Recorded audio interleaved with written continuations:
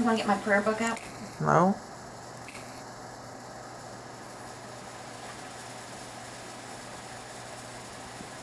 You're getting proud of you today.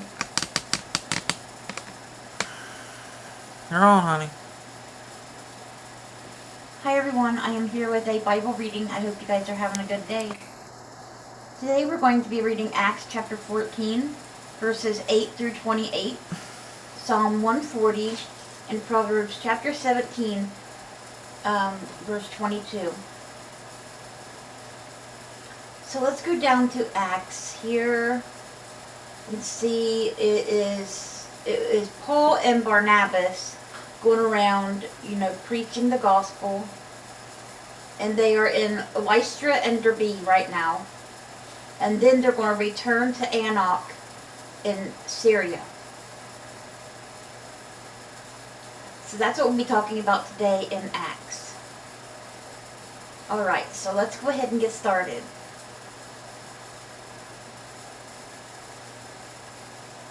In Lystra, there sat a man who was lame. He had been that way from birth and had never walked. He listened to Paul as he was speaking. Paul looked directly at him, saw that he had faith to be healed, and called out, "Stand up on your feet." At that, the man jumped up and began to walk.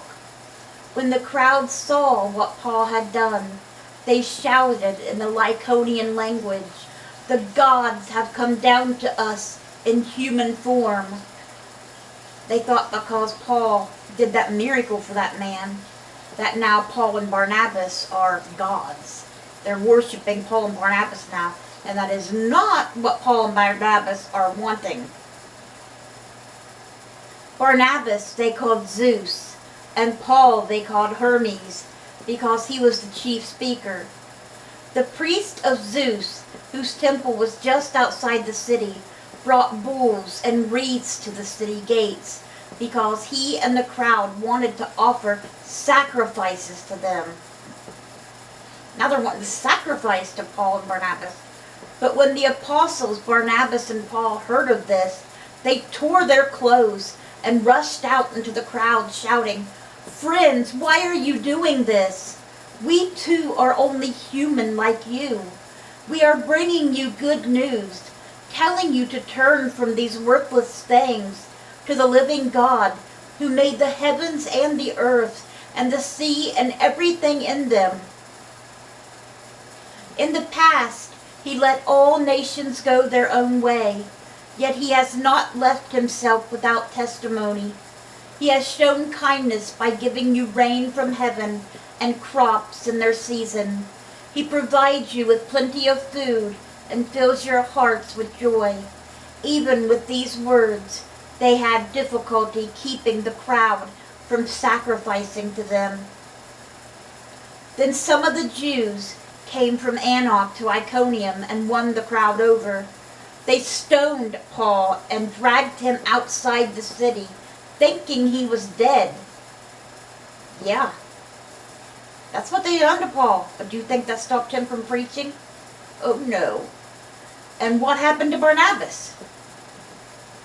But after the disciples had gathered around him, he got up and went back into the city. The next day, he and Barnabas left for Derbe. Him and Barnabas the next day left and went to preach in Derbe. After he was stoned and they thought him dead, that's how bad he was stoned. Because when you stone somebody, you stone them to die. You stone them to death. Paul had been in prison, stoned, probably flogged, many things. But he did not stop preaching the gospel, for he knew the truth. They preached the gospel in that city and won a large crowd and won a large number of disciples. Then they returned to Lystra, Iconium, and Antioch, strengthening the disciples and encouraging them to remain true to the faith. "We must go through many hardships to enter the kingdom of God," they said. Paul and Barnabas appointed leaders for them in each church, and with prayer and fasting, committed them to the Lord, in whom they had put their trust. After going through Pisidia, they came into Pamphylia, and when they had preached the word in Perga, they went down to Attalia. From Attalia, they sailed back to Antioch, where they had been committed to the grace of God for the work they had now completed. On arriving there, they gathered the church together and reported all that God had done through them, and how he had opened a door of faith to the Gentiles, and they stayed there a long time with the disciples.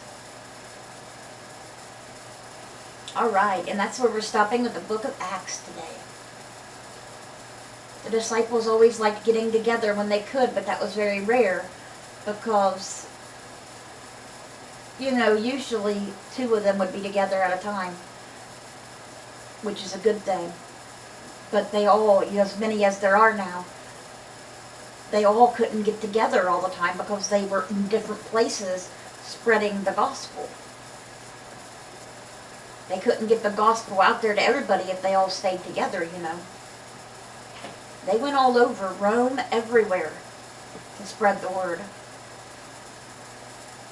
Jesus told them to the ends of the earth, and it is still being preached today.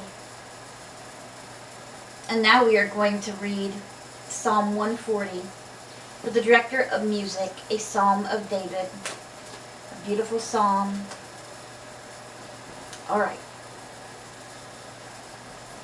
Rescue me, Lord, from evildoers. Protect me from the violent, who devise evil plans in their hearts and stir up war every day. They make their tongues as sharp as serpents. The poison of vipers is on their lips. Keep me safe, Lord, from the hands of the wicked. Protect me from the violent, who devise ways to trap my feet. The arrogant have hidden a snare for me. They have spread out the cords of their net and have set traps for me along my path. I say to the Lord, you are my God. Hear, Lord, my cry for mercy. Sovereign Lord, my strong deliverer, you shield my head in the day of battle. Do not grant the wicked their desires, Lord. Do not let their plans succeed. Those who surround me proudly rear their heads. May the mischief of their lips engulf them. May burning coals fall on them. May they be thrown into the fire, into the miry pits, never to rise. May slanderers be established in the land. May disaster hunt down the violent. I know that the Lord secures justice for the poor and upholds the cause of the needy. Surely the righteous will praise your name, and the upright will live in your presence. And that was Psalm 140. Do I sound weird? Do I? I think so too. Don't make fun of me. Yeah, go ahead. It was pretty funny. I'll make fun of myself too. If I sound like what I sound like in my head, I feel sorry for y'all.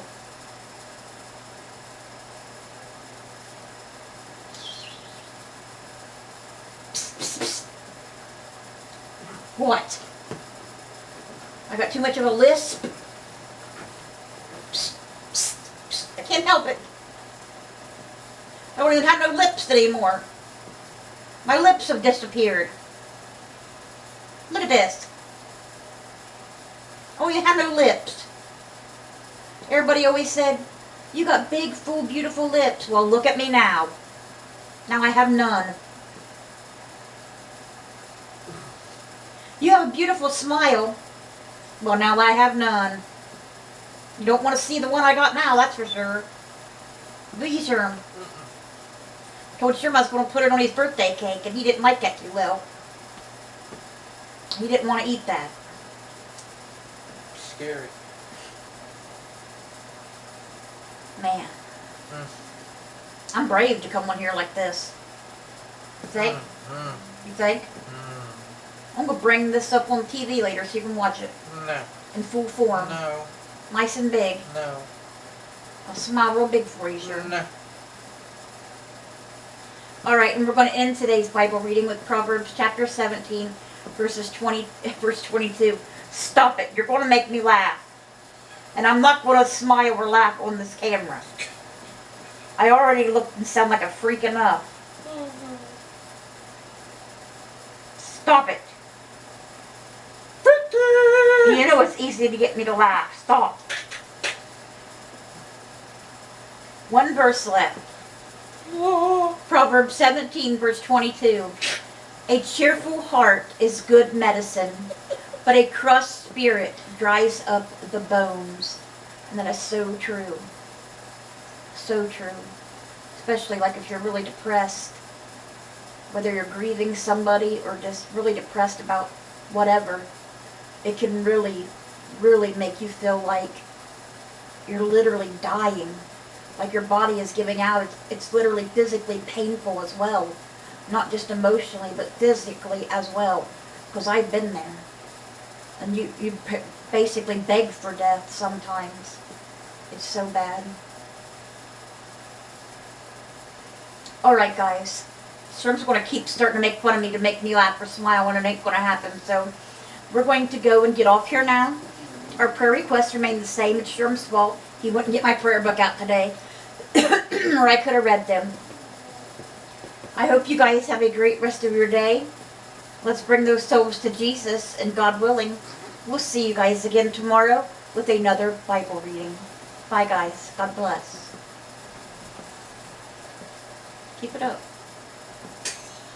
Keep it up.